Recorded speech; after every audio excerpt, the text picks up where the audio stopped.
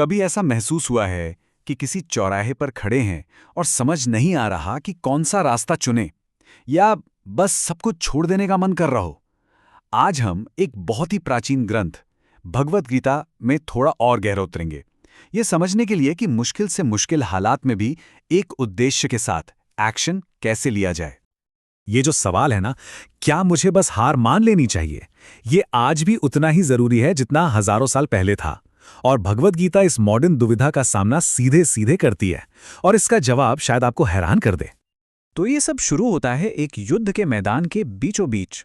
एक महान योद्धा अर्जुन अपने ही परिवार के खिलाफ लड़ने की सोच से बिल्कुल टूट चुका है, और इसी हताशा में वो अपने सारथी कृष्ण से पूछता है, संन्यास और त्याग में आखिर फर्क क्या है? और ये देखिए, सिर्फ एक सवाल नहीं है, ये एक ऐसी गुहार है जो इतिहास की सबसे गहरी आध्यात्मिक शिक्षाओं में से एक का दरवाजा खोल देती है। और यहीं पर कृष्ण उस ज्ञान को उजागर करना शुरू करते हैं जो आज भी हमारे काम का है। वो समझाते हैं कि संन्यास और त्याग, यानी कर्म को छोड़ना और फल को छोड़ना, ये दो बहुत अलग रास्ते हैं। एक हमें निष्क्रिय बना सकता है, जबकि दूसरा सच्ची आज़ादी की तरफ ले जाता है। तो कृष्ण की पहली बड़ी सीख यहाँ है। देखिए, एक तरफ है संन्यास। ये तब होता है जब कोई अपनी पर्सनल इच्छा से होने वाले काम करना छोड़ देता है, जैसे कि पैसा या शोहरत कमाना। और दूसरी तरफ है त्याग, जो इससे कहीं ज्यादा गहरा है। ये काम को छोड़ने के बारे में नहीं है, बल्कि उस काम के रिजल्ट्स से अपनी अटैचमेंट को छोड़ने के बारे में है। सोचिए, एक माली है जो पेड़ लगाता है। वो पेड़ लगाने का काम तो करता है, लेकिन वो इस बात से नहीं जुड़ जाता कि उसे कितने फल मिलेंगे। गीता का कहना है कि दुनिया से पूरी तरह कट जाना कोई ऑप्शन नहीं है।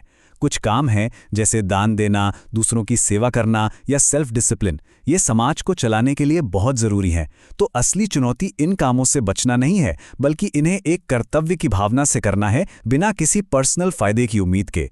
और सच्ची आज़ादी वो यहीं मिलती है। लेकिन कृष्ण यहीं नहीं रुकते। वो इस त्याग यानी फल छोड़ने के आइडिया को और भी तोड़कर समझाते हैं। उनका कहना है कि हर तरह का त्याग एक जैसा नहीं होता। असल में हमारी मोटिवेशन के आधार पर 3 अलग-अलग तरह के त्याग होते हैं। चलिए, इसको थोड़ा और समझते हैं। तो सबसे पहले आता है तामसिक त्याग, मतलब अंधकार से भरा हुआ। ये तब होता है जब कोई कंफ्यूजन या मोह में अपनी जिम्मेदारियों से भाग जाता है।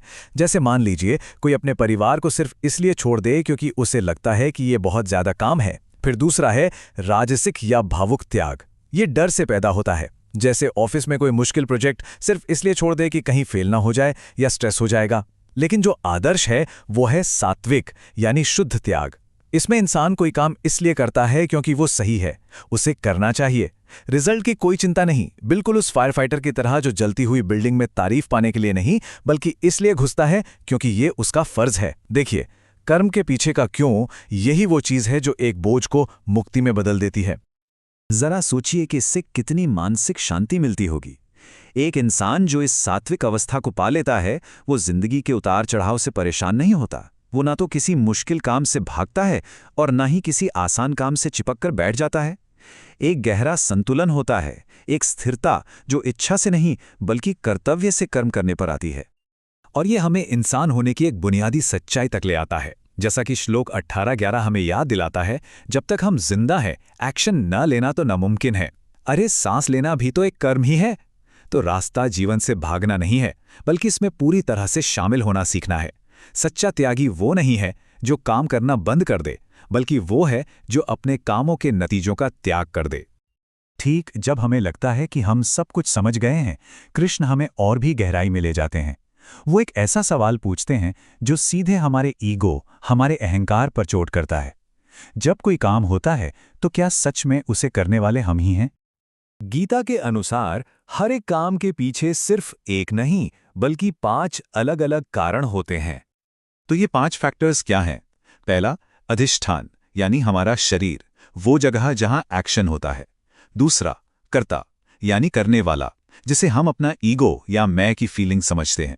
तीसरा, करण यानी हमारे सेंसेस, हमारी इंद्रियां, जिनसे हम दुनिया से जुड़ते हैं। चौथा, चेष्टा यानी वो सारी कोशिशें और एनर्जी जो हम उस काम में लगाते हैं।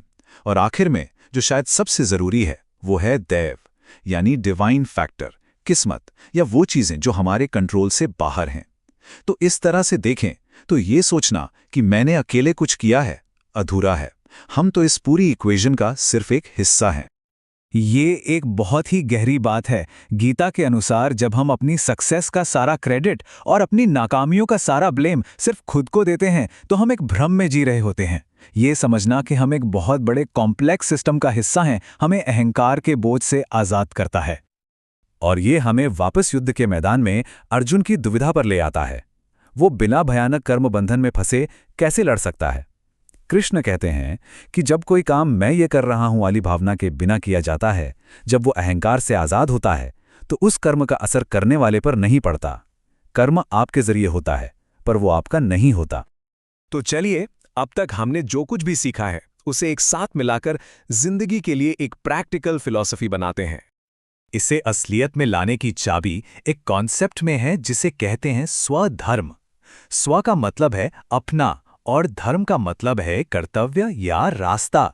ये आपका अपना यूनिक और पर्सनल मकसद है। गीता कहती है किसी और के रास्ते को परफेक्टली कॉपी करने से बेहतर है कि अपने रास्ते पर इम्परफेक्टली चलें। एक आर्टिस्ट को पेंट करना चाहिए, एक टीचर को पढ़ाना चाहिए, भले ही वे दुनिया में सबसे बेस्ट ना हो। गीता यहाँ एक बहुत खूबसूरत मिसाल देती है। हर काम में कुछ न कुछ खामी होती ही है, ठीक वैसे ही जैसे आग हमेशा धुएं से घिरी होती है। परफेक्शन की तलाश हमें पंगु बना सकती है, हमें काम करने से रोक सकती है। तो मैसेज ये है कि हम अपने स्वधर्म, अपने कर्तव्य को उसकी सभी कमियों के साथ अपनाएं, बजाय इसके कि हम उसे इसलिए छोड़ दें क्योंकि वो परफेक्ट नहीं है। इस पूरी फिलॉसफी का जो आखिरी मकसद है वो है निष्कर्म्य, यानी ऐसा काम करना जो कोई बंधन न बनाए। ये कर्म के जरिए ही परम स्वतंत्रता पाने की अवस्था है।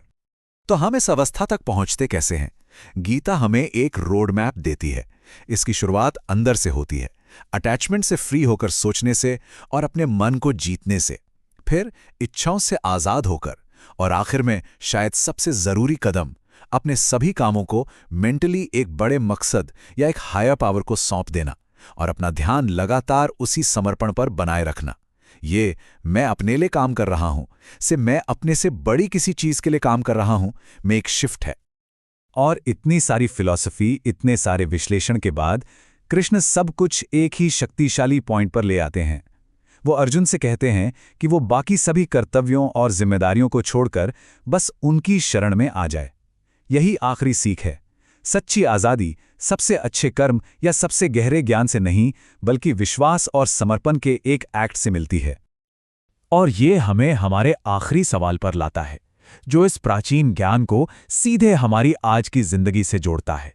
इस पर सोचिए, अगर नतीजे से कोई जुड़ाव ना होता तो आज ऐसा कौन सा काम है जिसे किया जाता?